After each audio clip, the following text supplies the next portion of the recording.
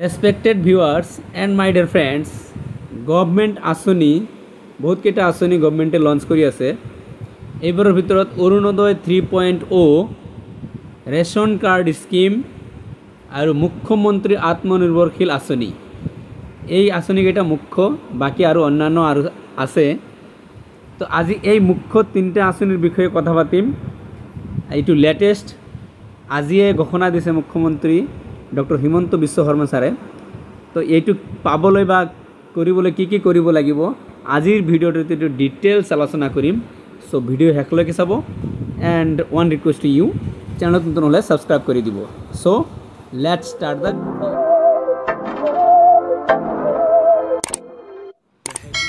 My dear friends and respected viewers, Orunodoi 3.0 এইটো 19 ছেপ্টেম্বৰত ইয়াৰ উদ্বোধন কৰিব আৰু এইবাৰ হিতাধিকাৰীৰ সংখ্যা হৈছে 12,60,000 নতুন হিতাধিকাৰী অন্তৰ্ভুক্ত কৰিব। হয়, 126টা এছেম্বলি কনষ্টিটুৱেঞ্চিৰ সকলো মানুহকে দিয়া হ'ব। কোনোবা হয়তো এছেম্বলি কনষ্টিটুৱেঞ্চি 500 বেছি হ'ব পাৰে, কোনোবা হয়তো কম হ'ব পাৰে। এয়া মোৰ মন্তব্য নহয়, অসমৰ মুখ্যমন্ত্ৰী ডক্টৰ হিমন্ত বিশ্ব শৰ্মা ছাৰৰ মন্তব্য। মই আপোনালোকক মন্তব্যটো শুনাই দিম। তেখেতে কৈছে যে 126টা এছেম্বলিতেই এইটো সমবিতৰণ কৰা হ'ব আৰু সংখ্যাটো মনত ৰাখিব 12,60,000, বহুত বৃহৎ সংখ্যাক নতুন হিতাধিকাৰী অন্তৰ্ভুক্তিকৰণ কৰা হ'ব অৰুণোদয় 3.0 মুকলি কৰিব।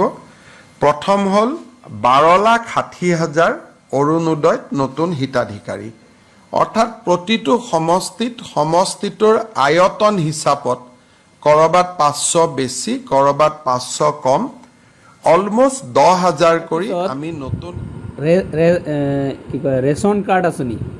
হয়, ৰেচন কাৰ্ড আঁচনি এইবাৰ বহুত বৃহৎ সংখ্যক ৰেচন কাৰ্ড নতুনকৈ দিয়া হ'ব। প্ৰায় 17 লাখ নতুন ৰেচন কাৰ্ড বনাই দিয়া হ'ব, মানে নতুন হিতাধিকাৰী সৃষ্টি কৰিব 17 লাখ। আৰু এইটো সৃষ্টি কৰাৰ কাৰণ হৈছে কি, কাৰণ ৰেচন কাৰ্ড নাথাকিলে অৰুণোদয় নাপাব।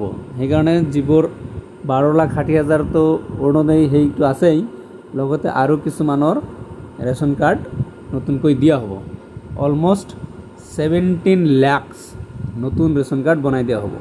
ইয়াও ছেম অসমৰ চুকে কোণে 126টা এছেম্বলি কনষ্টিটিউশ্যনৰ সকলো মানুহকে সমবিতৰণ কৰা হ'ব বুলি মন্তব্য দিছে অসমৰ চিফ মিনিষ্টাৰ ছাৰে। ডেটটো একে, ডেট এণ্ড ছাৰ্ভে 19 ছেপ্টেম্বৰৰ পৰা আৰম্ভ হ'ব, উদ্বোধন কৰা হ'ব।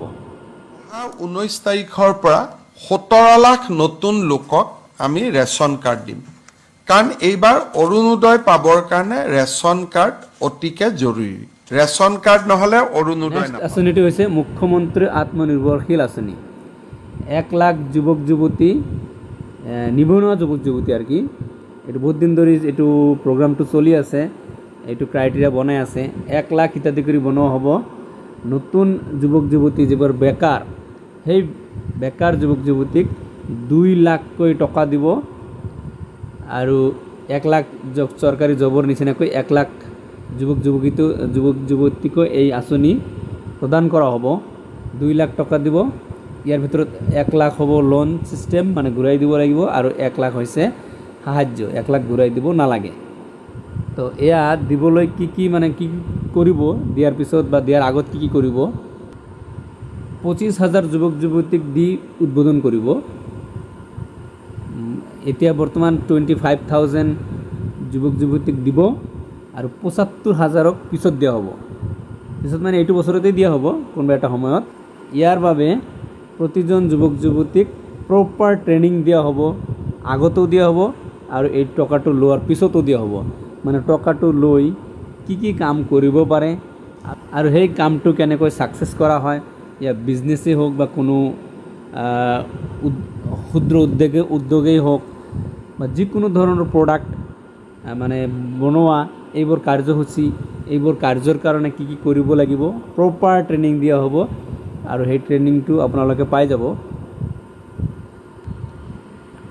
ট্ৰেইনিঙৰ জৰিয়তে সেই নিবনুৱা যুৱক যুৱতীক মানে কৰ্মশীল আৰু কৰ্মত কৰি তুলিব, যাতে নিজৰ ভৰিত নিজেই থিয় দিব পাৰে।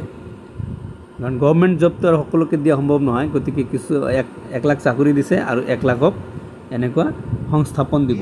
আঁচনিটোৰ জৰিয়তে আমি অসমৰ যুৱ প্ৰজন্মলৈ 2 লাখ টকাকৈ ক্ষুদ্ৰ উদ্যোগ বা ব্যৱসায় কৰিবৰ বাবে আগবঢ়াওঁ। ইয়াৰ 1 লাখ টকা ৰাজ সাহায্য আৰু 1 লাখ টকা এয়া হৈছে নিউজটো শ্বেয়াৰ কৰিছে অসমৰ মুখ্যমন্ত্ৰীয়ে। আগন্তুক 19 ছেপ্টেম্বৰৰ দিনটো অসমৰ প্ৰেক্ষাপটত পুনৰ এটি উল্লেখনীয় দিন হিচাপে পৰিগণিত হ'ব। সেইদিনাই দুটাকৈ ধ্বজাবাহী পদক্ষেপৰ আনুষ্ঠানিক শুভাৰম্ভণি কৰা হ'ব।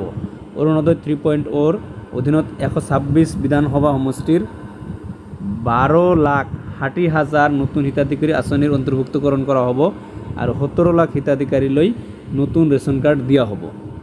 তো এয়া হৈছে বৃহৎ এটা আঁচনি, দুটা আঁচনি, একচুৱেলি 3টা আঁচনি হ'ব। সো ফ্ৰেণ্ডছ, আজিৰ ভিডিঅ'টো ইমান শেষ কৰিছোঁ। থেংক ইউ ফৰ ৱাচিং দ্য ভিডিঅ'। ভিডিঅ' ভাল লাগিলে লাইক কৰি দিব, কিবা জানিবলৈ হ'লে কমেণ্টছ কৰিব আৰু ভিডিঅ'টো আপোনাৰ ফ্ৰেণ্ডছৰ লগত শ্বেয়াৰ কৰিব আৰু চেনেলটো নতুন হ'লে ছাবস্ক্ৰাইব কৰি দিব। চ' সকলোকে থেংক ইউ জনাই ভিডিঅ'ৰ পৰা বিদায় লৈছোঁ। Thank U.